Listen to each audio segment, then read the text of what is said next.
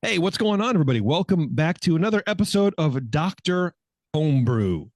I'm excited for this show. I probably start 80% of the shows like that, but I was telling Cooper before we started that for some reason, so normally what we do here is we do two shows at the same time. So both shows for the month, we record one after the other because, Brian and Brian have a life and they're busy and they're in demand people. You can always tell which one is the second of the two. Like if you're alternating episodes, Yeah, absolutely. like a little wild and woolly. And I'm like, I don't have to. Anyway, so when we're recording two shows for like an hour or two beforehand, I'm like, I don't really want to do it. Fuck, I hate it. Like I just sit for 2.5 hours behind that dumb desk in my dumb hot office. I just don't want to deal with it. But today we're only doing one show. So I'm like, yeah, I'm like pumped. I'm like, yes, let's go. We can do one show. I'm excited about it. We're gonna have a good time. It's gonna be great. So that's the dichotomy of working with me. But today's show is going to be interesting. It is a commercial calibration esque show. We have two weird commercial beers that I've never had before, and I'm excited to share them with you. We were trying to figure out what to do for this show. And I'm like, we haven't done a commercial collaboration or calibration in a while. So I was at Bevmo and I saw a style of beer I've never had ever in my entire life. And I've always heard about it. So we're going to drink that. And then the next one, we have a classic Belgian beer in a can, which I've never seen it in a can before. And I think that'd be really interesting to talk about as well. Have you ever had it in the can? No, not that I would ever explain on this show. So first things first, the beer we're going to start out with is a Radler. I have never had a Radler in my entire life. And I'm excited for it. This is the Stiegl Radler grapefruit. Out of Salzburg, Austria. Of course, why not, right? Malt beverage with natural flavor. So I'm curious to see why it's a malt beverage. I can't say it's a beer. What is a Radler? I can't believe you. First of all, I can't believe you've ever had not had a Radler or a shandy. I've never had one either. No, I'm too much of a purist, man. I'm like, yeah, me too. In my, you've never been to Germany? Oh, multiple times. Okay. Yeah. All right. Well, you're looking at us like you can't believe you're doing a show with us right now. Like we're so much purists that I'll have a fucking Berliner Weiss in Berlin, but I won't have a Radler. There you go. When you go to a German, any German beer providing place, it's just one of the secret menu items. If not listed on the menu, you can just ask for it. Oh, wow. Give me a Radler, and they take half Pilsner beer and mix with the lemon soda or lemonade sometimes. So, ich weiß nicht. What is a Radler? It's Pilsner and lemonade. Pretty much. Okay. And this one's like Pilsner and grapefruit juice, I thought right? I thought it was like a wheat beer. I thought it was a wheat beer base. Does it have to be a Pilsner? Is it one of those things? Well, you can mix a number of different light beers with, fruit, fruit soda, fruit juice, and make a Radler. Not juice necessarily, but like lemonade kind of a drink. And it just sweetens it up a little bit. You have a very dry, lager.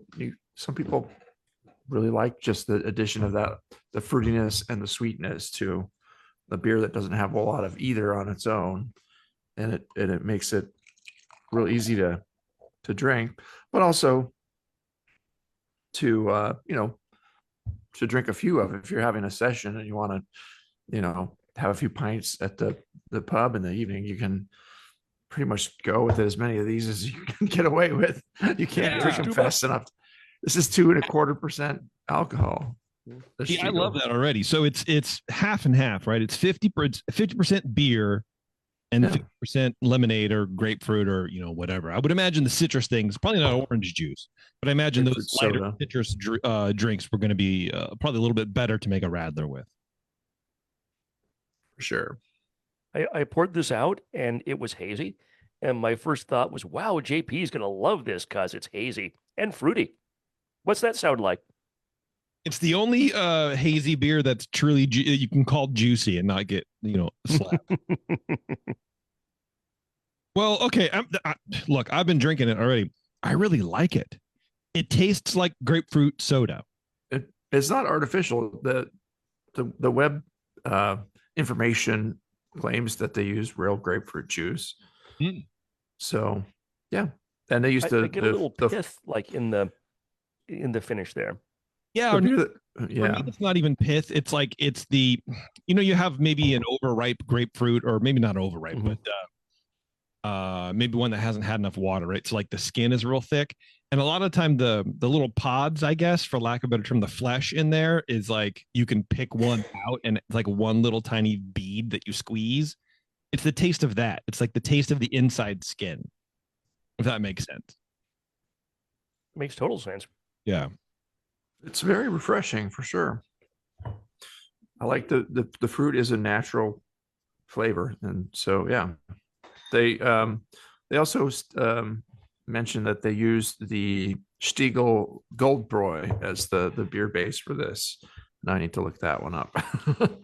Oh, was that on the web? I was trying to see that on the can. Was that on the website that you saw that? Finding it on the web information Okay. on Stiegel.at. Because they had on the shelf at the Total Wine, they had this, and then next to it was the Stiegel Helles, then was like the Stiegel Pilsner. And I was trying to determine for like the can which one was in the Radler. Okay. Radler, yeah. So the Goldbräu is their Munich Helles lager beer. Okay. So it's very common, yeah. Helles, if you're in Munich, mix the Helles with the lemon or grapefruit. You can also, yeah, I mean, any lager beer does pretty well. I guess, being Helles is such a smooth, balanced beer and not hop forward or anything, as opposed to a Pils, it's going to be smoother underneath that. So, yeah. Yeah, I really enjoy it. I mean, I can definitely see how this is a nice refresher. It is a little bit, it doesn't really taste like beer, which, I guess if I was going to make one, I would probably do 60-40, because I do want a little bit of beer flavor, but it is highly carbonated. It's, yeah. I think that really helps provide the kind of refreshingness that we're talking about here. Yeah, it's surprising how much being about 50-50 that it's a blend of the two, but you do taste the almost more like a fruit flavored beverage than a beer flavored beverage. Yeah. Do you know why on the can it says malt beverage and it's not, that's probably just a legal thing. They have to call it a malt beverage. So it's no, it's not like a flavored alcohol filled water or something, or seltzer. Yeah, probably because it's just so much, 50% of that volume. Mm-hmm. There's probably some trigger if it's over X percent that it's got to be a malt beverage. Ah, okay. So is there a style guideline in the BJCP for a Radler? Undeveloped that I know of, no. Really? So probably because it's like it's a mix, right? And you could do it yourself. Like a shandy is when you do it yourself with your own juice, right, Brian? Or am I understanding that wrong? The shandy is the English version of it. So that's the English lemonade with beer. And yeah. Okay. You can find them at microbreweries here and there. Also wherever, So could you just not, what would you enter this as if you were going to enter this as a home brewer? This is category 20 because category 20 fruit beer. And looking at this now for the first time, because you would think I'd prep for the show or something. Oh, look, you had to sit in traffic. I know. I had 3 hours to sit on like 10 freeways. The Stiegel Radler is a commercial example of number 20 fruit beer. Okay, so this would be a fruit beer. And how do you think it's weird? It's in the same. Other commercial examples include Pyramid Apricot Ale, a Beta Purple Haze, Magic Hat number 9, and Founders Rubaeus. So this covers a lot of territory. And a lot of those are more beer forward beers for sure. This is more the outlier in that it's more 50-50. Right.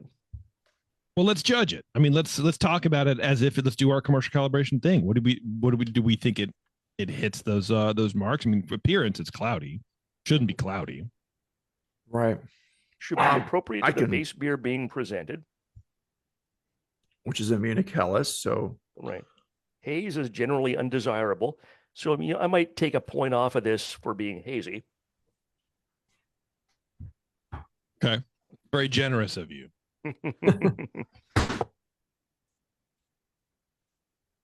This is still, mine is like, it's still pretty cold. I got these off the shelf at Total Wine about 3 hours ago. Put them in a ice chest and filled that up with ice and let them cool off on the way home. So I cooled them too much. It's maybe a little cooler than I might like to drink this. So I'm not getting maybe all the aromatics I would if it were more of an ideal drinking temperature. But I still I get grapefruit without it being overpowering. Yeah, I just got mine out of the fridge right before we started, so it's been out for, I don't know, 15 minutes. Yeah. It is very florally grapefruit. It definitely does not smell artificial in any way or overly syrupy or sweet or whatever. There's a lot of those like more bitter aromatics, I guess. yeah, and grapefruit, like lemon, is a pretty strongly flavored. It's citrus fruit, and it does kind of take over things. If this was presented to me as a 20A, just okay, well, this is a German, a Munich Helles with grapefruit, I'd be like, where's the Munich Helles? But if it's presented as a grapefruit Radler, okay, I understand it. This is more of the 50-50 thing. But I'd be looking for, if it was just presented with the base beer and the fruit without saying anything else about it, it'd be like, okay, this is way off balance for what I want in a fruit beer. You think like the guidelines, the way they are, it would be prohibitive to entering a Radler because of exactly what you just said, or you'd have to have more of the base beer present. But I think it could be fairly judged. I think it could be. But if you don't know it, if you're doing fruit beers and you have apricot Hefeweizen, and then you have this, and you go, oh, Munich Helles with grapefruit, you wouldn't know that it's a Radler, or would you guess that it's a Radler? And you tried it and just only tasted juice. Yeah, they would have to declare it as such. It would be hard to judge it otherwise. It'd be hard. Well, but I guess what I'm saying is, do you don't know that, right? It's just here's all the fruit beers. You don't know that it's a Radler or American wheat or whatever, right? You don't know that, or do you? Depending on the competition, they can let the entrant put whatever information they want to put to help the judges understand the beer. And in a fruit beer, I think a little more leeway can be given, especially being that, this is one of the commercial examples, that Radlers can be accepted in that category.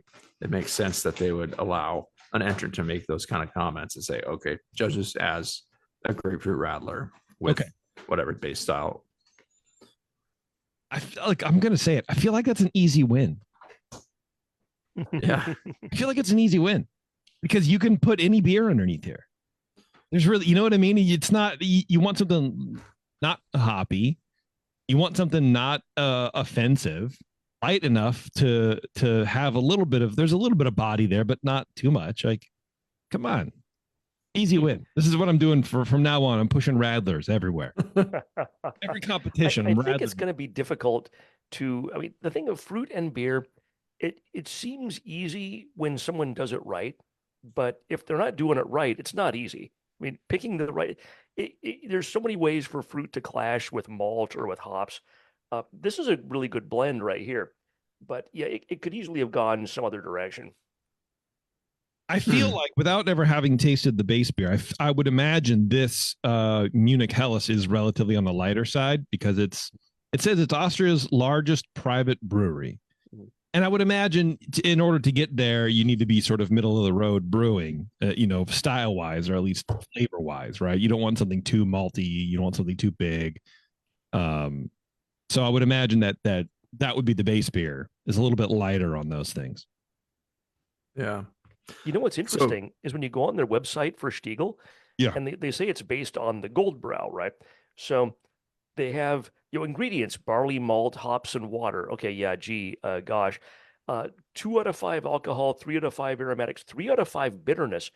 When they say beer type, it's a full beer Austrian style Märzen. and they have a separate Helles. That's interesting. All right. I'd have thought this would be the Helles. That the Hell is a separate brand, a separate beer on their website. And Coop, you were just saying this was made with the Goldbrow, and that seems like it's maybe a Märzen, but I don't know what an Austrian style Märzen is. Yeah, I think it's a Helles. But they have a separate beer that they call a Helles. It's Austria. Who knows? I mean, the Austrians kind of always do their own thing. Right. I just found it, presented it on a Total Wine listing as Goldbrow Munich Helles lager beer, which it's like a Stiegel Go to beer. the Radler here. And yeah, we're learning as we go. All right, well, let's keep going with the old judging there. Oh, so I just looked it up. Austrian Märzen is a pale lager and Austria's most popular beer that's similar to Bavarian Helles or Export. It's a cross between a Helles and an export beer. Okay.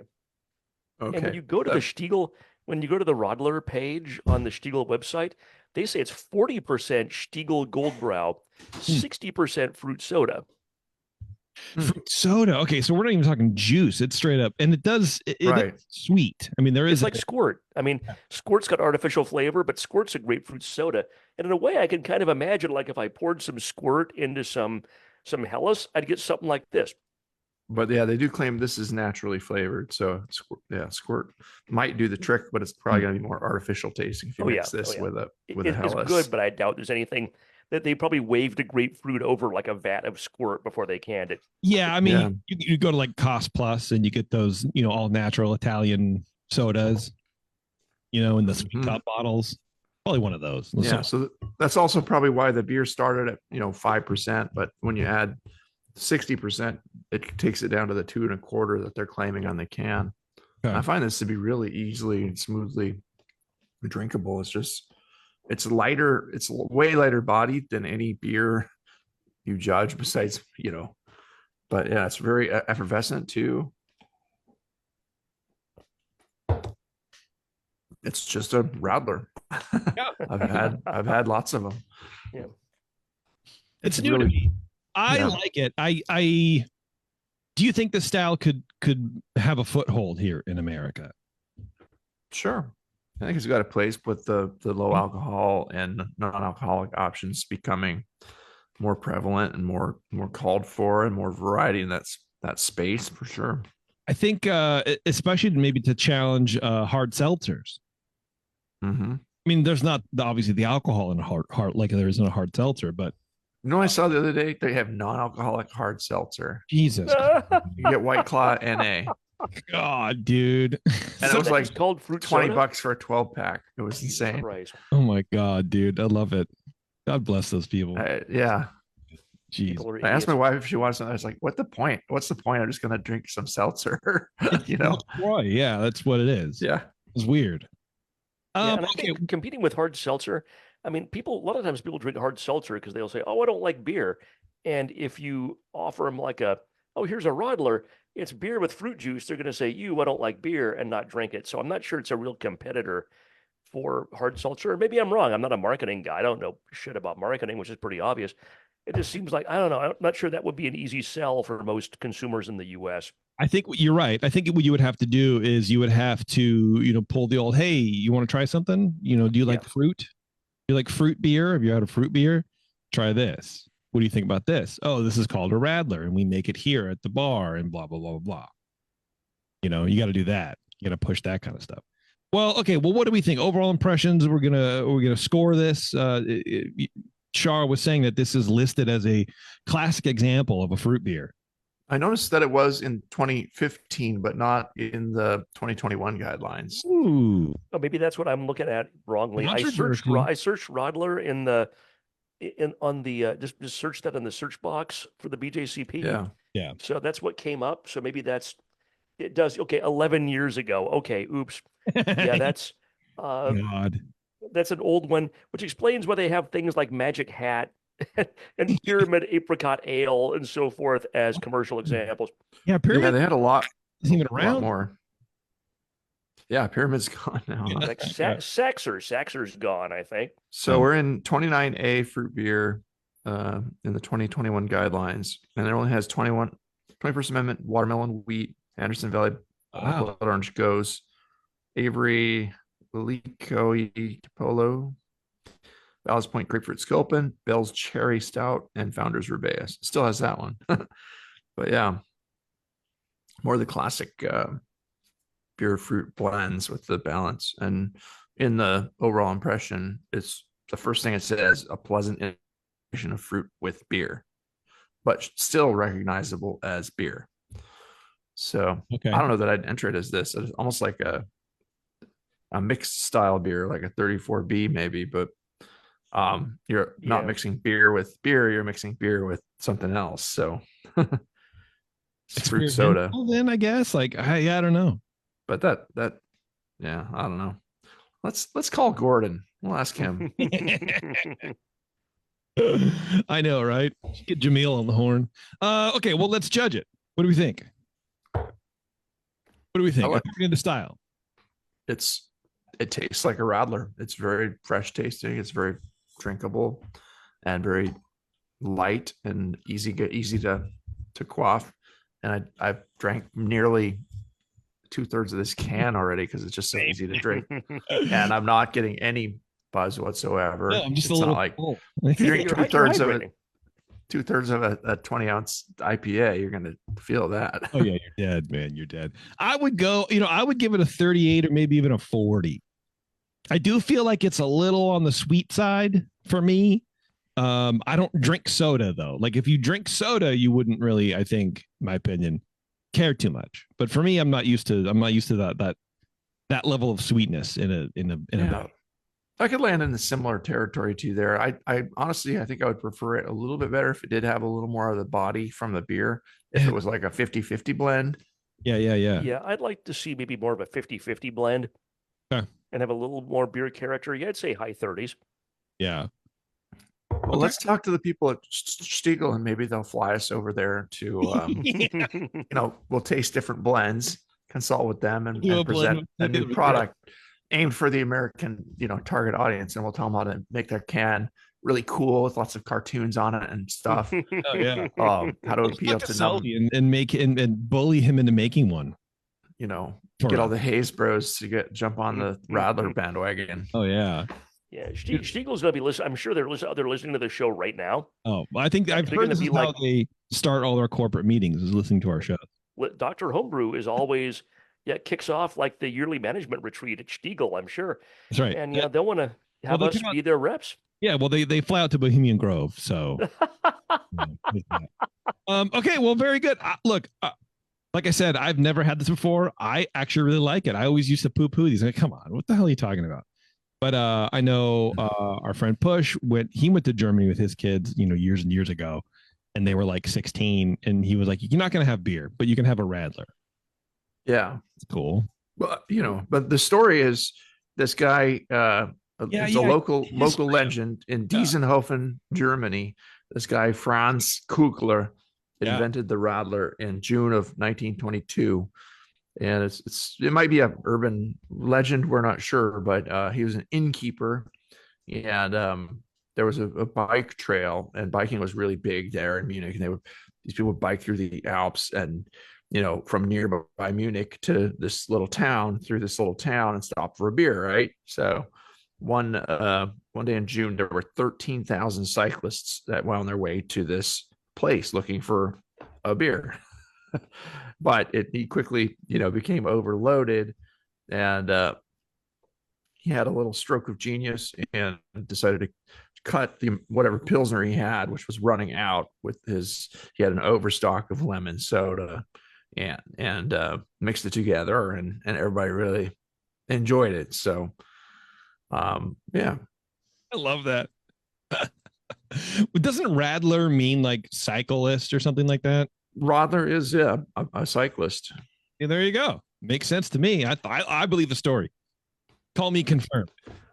It sounds, yeah, it's plausible. It's entirely plausible. And I bet someone in the other town over had been doing it for like 5 years, and then suddenly this dickhead gets popular from it, and he's like, "Hey, you took my idea. I've been doing that, but the blend was 40-60." Figured it out. Yeah. All right. Well, I like the beer. I thought it was really good. And you can order the Radler Moss. It's the Moss Stein full of, so you're really, it's a, 33 ounce. It's a liter Okay. of beer, but it's only half beer. So it's like 33 ounces, like a beer, and you get a whole Moss Stein full of this stuff. And you can have a few of those and be fine. Well, I'll tell you, next time I go to like Cost Plus or someplace with these fancy Italian sodas, I'm gonna get a couple. I'm gonna try this. I try this with. Idea. I think it's good. It's great. Get the lemon one too. Yeah. Yeah. All right, sweet. Let's take a quick break. We're gonna come back and we're gonna have. What do we have? We have Chimay, the can. Yeah. What are we gonna do? Yeah, we'll talk. Yeah, I'm excited about this. I've never seen this. Be amazing. So hang on, everyone. It's Dr. Homebrew. We'll be right back. All right, thanks for hanging on, everybody. We pulled an audible. Brian Shar bullied me, and instead we're going to be opening the brand new 21st Amendment Lager. I don't know if you guys knew this, but the 2NA has this is not a commercial. They didn't pay me to say this. They normally do, but they're not doing it for this particular one. But now they have a lager, and it's mass produced. It's not just like at the pub or whatever. You can go out and buy it, provided you live it where 21st Amendment is sold. But here's the can. Let me hold the can up. It's very cool. It looks like a pre-prohibition kind of style can. I thought it would be cool to talk about this beer because number one, it's unique. I think for the 2NA really. But also lagers are making a big push. I've been loving the beers that have been coming out of places, especially lagers, the past couple of years. So I wanted to just, chat about it because I think it's a really good, solid, drinkable, lager that's not too kind of full of itself. You know what I mean? Yeah, it's Amendment Lager. It's the 4.4%er.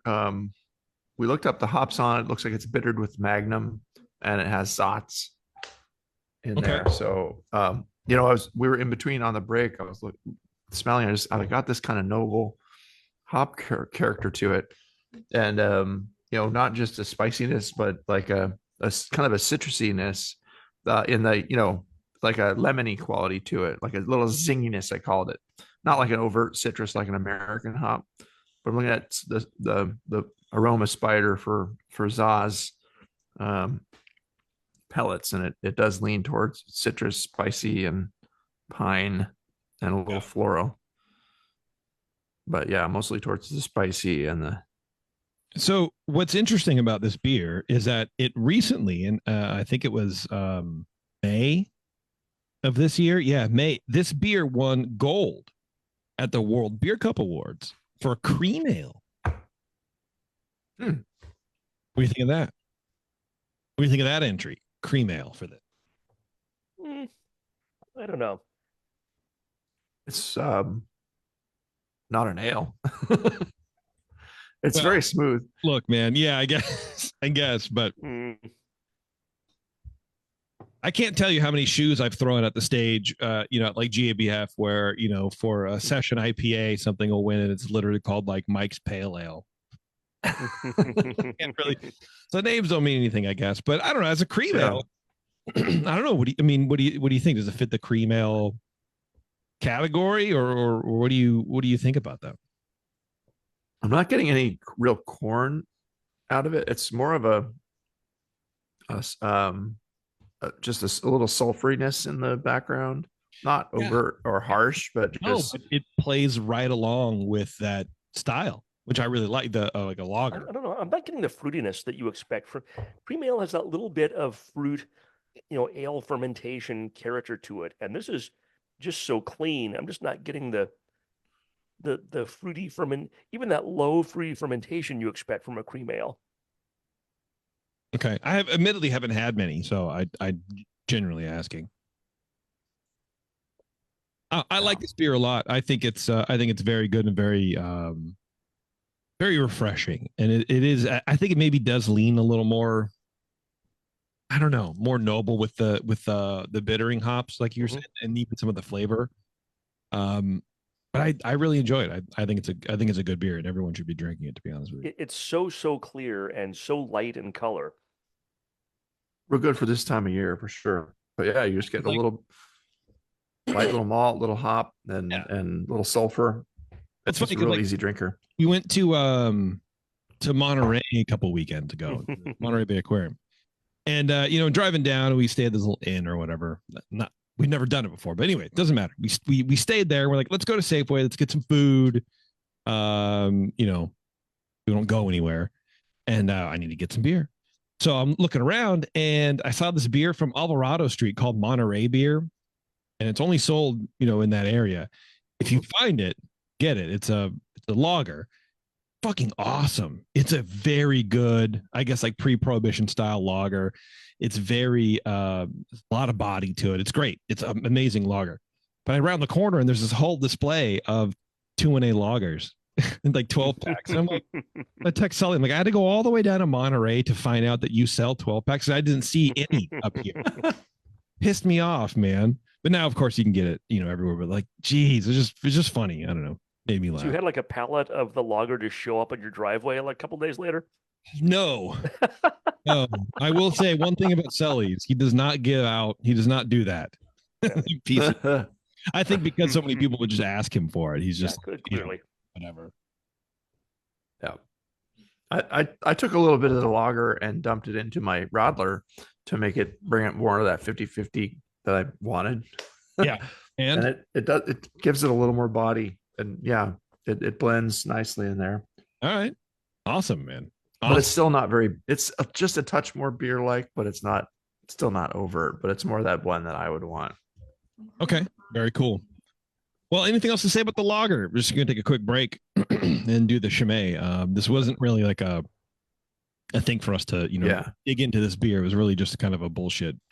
I think they did a good job of keep making a 4.4% beer have enough interesting to it to make me want to drink it.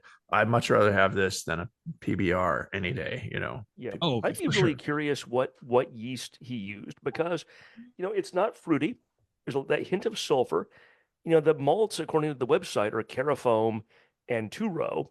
So I suspect there's probably some kind, I don't know, I wonder if it's like a craft two-row or something, but it's got a lot of flavor and character for being 4.5%, like you're saying, Coop. And it's, I don't know, maybe it's so clean and so good. I wonder if there's, maybe something about the two-row or something about the yeast that helps the flavors just pop. Yeah. Well, I think if it's not declaring any corn or rice, is it an adjunct free beer? It's just those two malts and there's no other adjunct. That makes it website says. A different animal than like, most American lagers, which, use 6-row. Yeah. And because it has so much enzyme, you can convert all the starches you need with it, add 30% corn or rice, boom, you've got an American lager. And bump it up to 5%. This one, it's like restrained 4%, really light, but still very, has a nice malt backbone to it and a really nice hop in the nose. And that, to me, that says, American, it's an American, it's satisfying. Deal. Yeah. There's a little lemony thing. I like it. I think it's great. Okay. Enough of that. We're there we go. We don't need to do that. Okay. We're going to take a break. We're going to come back with Chimay and uncan it, if you will. So hang on, everyone. It's Dr. Homebrew. We'll be right back. All right. Thanks for sticking around, everybody. I saw this at Bevmo and I had to get it and I had to convince the other boys to get it too. This is Chimay 5 Cents, which is the Trappist Triple Ale in a can, which I think is kind of disruptive in the Belgian, beer scene to be canning beer because everything is so tied into like tradition about the bottling or bottling and then corking and caging everything and doing all that kind of shit. Even when I see Belgian beer with a crown cap on, I go, ooh, that's a little daring, don't you think? But Chimay white in a can, come on, dog, we had to try it. So I want to ask you guys, and Shar, you got a bottle of the stuff. I did. I got a bottle and a can, and maybe I'll unblur my background here so the 4 people that are watching this on YouTube might be able to check this out. Let's see. This is the canned version, and this is the bottled version. The color is about the same. The bottled one might be slightly darker, like maybe 1 SRM or something. That might be an artifact of the fact that the cups are two different shapes, and I chose two different shapes so I could keep them separate and keep track of which was which and not get them confused mid show. Because I would do that. Yeah, I've met me. I know what I do. Yeah. So we're going to be talking about this as a triple, a Trappist, a Belgian style triple. Cooper, is this Chimay has to be one of the prime examples of the style, right? Well, it was the 6 cent was a triple. It was listed as a commercial classic example of triple in the 2015 guidelines, but it is it's not in the 2021. But yeah, it's Chimay is just one of those classic, Trappist beers that you just, they do a unique twist on everything, and they have their house yeast they developed, probably what 80 something years ago or whatever, and they just use that, and boy, yeah, it's a treat when you get something out of a can that tastes like it should be coming out of a very tall, fancy bottle. That's that's interesting. Coop, the 2021 guidelines for Belgian triple, the first commercial example is Chimay triple. Is that different from the 6 cents? I always thought the 6 cents, the white, was the triple. That's what I thought too. Let me go to the Chimay website while Coop is talking about it. It is listed as a triple on the can. White but then triple. On the Chimay website, the 6 cent is listed as blonde. Chimay 6 cent blonde. And then, yeah, I'm trying to. There's Chimay gold. There's a strong blonde, Cinquante. I don't know how to. I'm very bad at pronouncing this stuff. Yeah, 10%. I think there's strong blonde. The Cinquante is kind of a teal. Yeah, I'm guessing that's the quad. And then where's the red? The blue, yeah, that's the dark. That's the dark brown. The red is the brown. That'll be double. They don't use double or triple anywhere in here. But I've always thought of Chimay red as the double. But yeah, they just call it the white, and it's the 6 cent. And I just linked Chimay. They don't give a fuck. They just call their beers what they want to call it. Yeah, they can. I mean, they can. Yeah, this is what it is. Just drink this. It's Chimay. You're gonna love it. Stop trying to categorize it. Right. Yeah. 6 cents white label. Well, here, yeah, and on the 6 cent webpage, specific page on the Chimay site calls it a Chimay triple. Mm-hmm. So this is, I would wager that this is the #1 commercial example of a Belgian triple. Absolutely. Yeah. Absolutely. And I'm not finding out anything else separately that's called just a triple, so this is their triple for sure. And there's a Cuban restaurant in Palo Alto that has had Chimay white 6 cent on tap continuously for about 20 years. I don't go there that often. La Bodeguita del Media, if you ever happen to be in Palo Alto, awesome Cuban food, and it's always Chimay triple with the right glassware on tap. That's awesome. This is a little bit stronger than those other beers that we tasted. Just a little. 8%. It's like double. 2.5 to 4.4 to now 8. Yeah, we literally are doubling every time, man. Oh, dude, you know what we didn't do that I haven't poured out my lager or my Radler? We should do with the Chimay triple too, and you love doing this stuff, Coop. We did not mix the lager with the Radler. I did. You should later on maybe think about. Oh, you did? Yeah. Oh, did we talk about it and I missed it? Very briefly. Okay. I was probably, I don't know. I said it brought it up to that 50% beer that I wanted it. Let's hit the Chimay real fast. Let's go through our little game that we like to play here. Are we talking aromatics, style guideline kind of stuff here? Yeah, there's a lot of nice spicy phenolics in the nose for sure. And it's just like white pepper, no clove or anything like that, but just a real big, spiciness. It's not very fruity. It's not like overtly any specific type of fruit. It is just moderate fruity esters, kind of generic. It's not like, oh, okay, there's a big, apple, pear, lemony. It's just kind of generic. But the other component that comes in too, of course, is the alcohol, that 8%. And this is, on the lower end of the style for triple. It goes from 7.5 to 9.5%. And this one's sitting at 8. So it's kind of on the lower end, which is fine. They don't need to go too big, but some triples, they push 9.5, and get a little more alcohol on that. But this is very balanced with the Belgian ale fermentation products along with that smooth alcohol in there. What's interesting is that we talk about the phenolic, and there is definitely, some excellent phenolic spice in here. Chimay calls it a subtle smoky aroma with a hint of vanilla. And I'd say, there might be, because phenolic can come across as either spicy or, well, not either, can come across, among other things, as spicy or smoky. And hey, why not both? I mean, if I think about it, there is something in here that I think it was maybe a very, very light smoke, not because of any smoked malt, but because of the fermentation character. Yeah, I mean, the smoke is another phenolic, and definitely not overt smoke, but like if you get any kind of a smoky quality in like a Scottish beer, that's always from the yeast. There's no like peat smoked malt or anything like in there. In the Scottish beers, it's just any smoky character is usually from the yeast, or I'm doing a bad job of brewing it.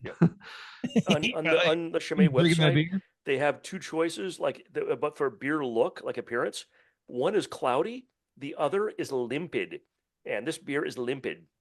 I'm not sure if I've ever seen that word used. I mean, look, I suspect that must mean clear. I don't know. I thought limpid was like cloudy. Limpid, but I don't know. Slightly it's limpid, hazy, guys. Clear, transparent, or pellucid as water, crystal, or air. Pellucid. Now we're going to run this rabbit hole. What does pellucid mean? Pellucid, Jesus. Yeah, I'm just like a lawyer write this crap. Yeah, maybe. I don't know. It's like it was translated with Google Translate and just put it up on their website.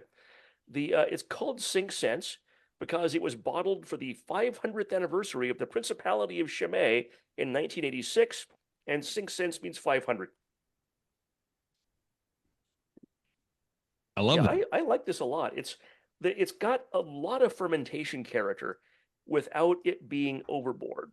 Sometimes Belgian beers, and it could be commercial or homebrew styles, people just go way too hard on fermentation temperature or on the yeast, and the yeast just dominates everything, and sometimes not in a good way. Sometimes it is a good way, and that's fantastic. Sometimes it's just too much. It's really restrained. It doesn't feel like, if I didn't know this was an 8% beer, I might not think it was 8%. Right. It's a lot smoother. Right. Yeah, I would very guess well like attenuated. Like 6.5. Yeah. You know what I mean? I would guess that. Yeah. Yeah, it's very deceptive. I'm getting a nice like a floral hop note in the nose. It's definitely not under hopped. There's enough hop in there to balance everything else that's going on too. It's not very bitter, but there's a little bit of a bite from the alcohol, but not a harsh, like hot anything. You know what? Drinking this it's very, in the can, it's so much different than in the bottle, because it tastes a lot fresher to me. From what I haven't had a Chimay White in fucking, I don't know, probably 15 years. Who knows, right? But I can kind of remember how it was. And this seems way more dynamic to me than having it in the bottle. And I feel like maybe the oxygen permeability of the caps, or just the bottling conditions or whatever, lend to some of that wearing off. But in the can, oxygen is so low that there is a lot of these peppery tobacco kind of notes, and there's a lot of these like spicy raisin notes that I don't really truly remember. And it's almost like overwhelmingly, like there's a lot here. There's a lot of pepper, tobacco, brown sugar, raisin that I don't remember drinking a beer like this. I'm kind of blown away by it. Right. I'm used to there being a little bit of that, like okay, this has been sitting on yeast for a while, and I'm tasting the yeast, like the yeast from the bottom of the lees of the bottle, a little more than I'm tasting the beer sometimes, especially if you get one that hasn't traveled well, and it's but yeah, it's interesting to taste it. It does taste fresher and maybe more like you would get there. I have the bottled and the canned one, and we can talk about that later on or now or something. Oh, now. I mean, this is the last Okay. segment, so yeah. So the frankly, what's kind of interesting, they're very similar, but I do think that the flavor in the bottled one is maybe a little deeper. I wouldn't call it oxidized, but it's maybe a little more aged, perhaps. But it's interesting. The carbonation seems slightly more in the bottle than in the can, but by and large, I mean, the aroma is the same. The flavor is very similar. I do get maybe that slight bit of additional oxidation that isn't like cardboard or anything unpleasant, but like you were talking about, JP, about sitting on yeast for a while. Like it may be a little bit more richness, maybe a little bit more malt. If the canned version, if the malt was at like a 7, the malt in the bottle might be at like an 8. Just a little bit additional malt character in the flavor I'm getting from the bottled example. But frankly, I'm really impressed that how similar they are, and maybe that's why it took Chimay a long time to start canning, is they didn't want to just start half-assing it and throwing it in cans and see what happened. They wanted to be sure they could do it right because it's Chimay. Well, and the fresher examples of Trappist beers that I've had, Belgians in general, from Belgium, right? Muled over here because I don't go. It surprised me how bitter they are. Yeah. How hop forward they are as a style. And that was one thing when we were brewing in like the 90s and trying to learn all this shit. Our examples were sitting on the shelf for 6 months and it took a year to get over here. So they were just kind of dull, and that's what we thought they were, but that's not the case. That's why we're such terrible beer judges. That's right. We learned in the aughts. This beer has a bitterness to it. Yeah. It's kind of an aggressive bitterness. And I think it works really well with all the other flavors involved. This is such a different beer. It's such a different beer. I've been told by people that spend a lot of time in Belgium that the beers are always hoppier there for sure than what you get here and what you're used to. When you go there, you taste the hops a lot fresher. Just like if you took an American IPA and put it on a boat for 6 months, sent it over there. Oh, this is American IPA. It's been warm for 6 months on your boat. Here you go. It's not going to taste like what we get down at the the craft breweries here. I remember an episode of The Session like 10 years ago where Justin was interviewing a brewery in Australia. I think it was Little Creatures, although I might be wrong. And they talked about trying to clone Sierra Nevada Pale Ale as like their flagship beer. Yeah. And it was like they'd sent some to Justin or something, and probably to you, JP. That was It was all just kind of oxidized and cardboardy.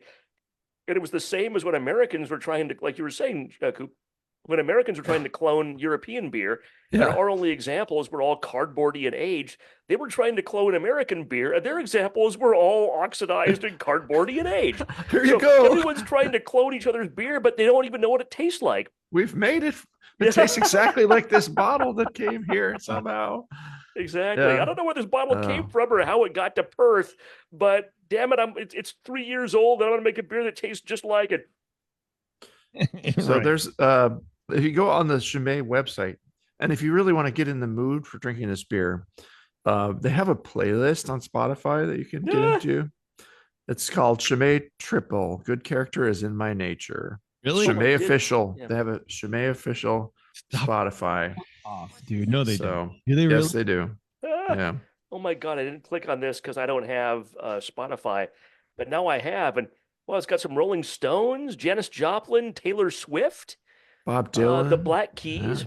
It just sounds like keywords. I don't know. Yeah. It doesn't really. It just sounds like any radio station ever. Playlist. Chimay Triple. Good character is in my nature. Where are all the Belgian artists? I don't know. Here's something called C6 Steve. He might be Belgian. C6 Steve. Damn. How about the War on Drugs? They could be Belgian. I don't know. No, they're an indie band. Jay Bernhard. That's wild, man. Oh, Varhouse. Yeah, loves a stranger. Varhouse. All right. Well, I think if that's no, that sounds terrible, Cooper. Stop it. Stop. Sorry. That's all right. Gold on the ceiling, let the gold on our label. Yeah. Yeah. All right. Well, if that's it, I think we're gonna get out of here. I could do done more yet. bad German talking about We've been Belgian doing beers for a while. now. We're done. Unless you have something else It's been an hour. Okay. Yeah. Well, we barely talked about the triple style. I mean, we just talked about what this beer tastes like. Yeah, that's not my fault. I can only prompt so many times. A Belgian triple is a strong, pale, somewhat spicy Belgian ale with a pleasant rounded malt flavor, firm bitterness, and dry finish. Quite aromatic with spicy, fruity, and light alcohol notes combining with the support of clean malt character to produce a surprisingly drinkable beverage, considering the high alcohol content. So that's basically it. And yeah, OG 1075 to 1085. It'll dry out to 1008 to 1014. So it's a very dry beer. A lot of attenuation. IBUs usually 20 to 40. And it's lighter in color, SRM 4.5 to 7. And like I said, alcohol is 7.5 to 9.5. But yeah. And Chimay triple isn't listed as the first one just because it's the best one. They just in 2021 they started doing them alphabetically by brewery, just to be fair. So it's not always. It's kind of, it starts with a C, so it comes before the L's and the V's and the W's. So, but yeah, try if you like. You pick up a can of this and you like it. Try some others, and I wouldn't be surprised if we start seeing more cans. Like if Westmalle comes out with. Maybe they have one. I don't know. It's just such a more convenient and protective packaging, beer delivery mechanism to, there's a reason that it took over in the craft beer movement. And, for a while I was like, oh, everything you get a special beer, it has to be in a bottle. And it's just not like that anymore because, all the canned beers was associated with mass-produced, mass-marketed American craft lagers, and then the craft movement had to differentiate itself. So yeah, cans are back, and it's a very good package for keeping the beer tasting right. Protects it from light. Protects it. It's lighter weight. It's easier to transport. Easier to take camping, whatever. Right. All right, very good. Well, look, if you want to be on the show and if you have commercial beer and you want us to try and talk about it, which we've done before, please do that as well. But if you're a home brewer and want to send in some beer or kombucha or whatever, email Brian at thebrewingnetwork.com and we'll get you on the list and we'll get you out of here and have you on with us, and you can, watch us stare at you while you explain your recipe. On the next show, we have a couple home brewers already. I have a Mexican lager. I rebrewed the Dr. Hombre Mexican lager. Oh, wow. And what I also want to do on the next show is talk about cereal mashing, because I've been, bullshitting about like, oh, I really want to do like heirloom, rice or heirloom corn, but nobody makes flaked heirloom corn. Barely anybody sells malted heirloom corn, which you don't need to cereal mash. But there's a bunch of other varietals that you are going to have to cereal mash. So I want to pick your guys' brain about how to do that. Maybe we can, briefly talk about that on the next show a little bit. But yeah, we're going to be talking about that and, have my beer and have some other beer on. So if you want to join us, Brian at thebrewingnetwork.com, email Brian and we'll get you squared away. Anything else, boys? That's it. That was the last thing I would have added. All right. Email me, send me your beer. Yeah, you'll be communicating with Cooper, the communicator. All right, everybody. Thank you very much for tuning in. I appreciate it. And until next time, we'll see you later.